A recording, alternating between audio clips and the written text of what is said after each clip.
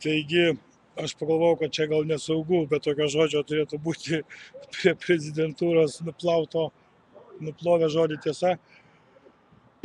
Nenulijo lietus ir prisiminiau, kad aš turiu vieną tokį pavojingą dalyką šiuo metu Lietuvoje, kurį gali greitai uždrausti apskritai išimti iš apyvartos. Atspėkit, kas čia. Atidesnieji turbūt atspėjo, čia yra kreidelė.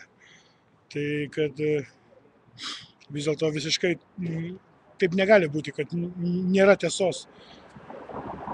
Tai aš paimsiu šitą kreidelę ir užrašysiu bent jau mažiuką žodį tiesos, kad jisai išliktų iki ryto, tas žodis bent jau, kol žmonės užrašys gražiai, gražų.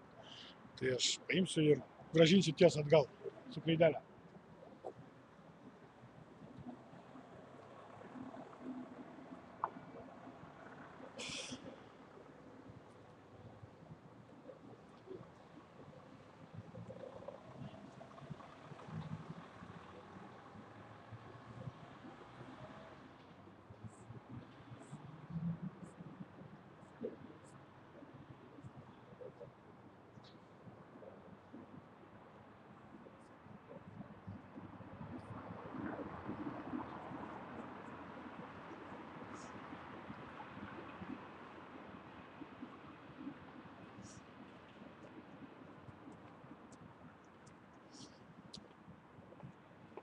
Nedidelėm raidėm, bet gana ryškiai užrašiau, grąžinau tą žodį, nors ir mažesnis, bet jo prasmė išlieka tokia pat didi ir tauri, kokia buvo buvusio žodžio. Taigi, grąžinom žodį į savo vietą.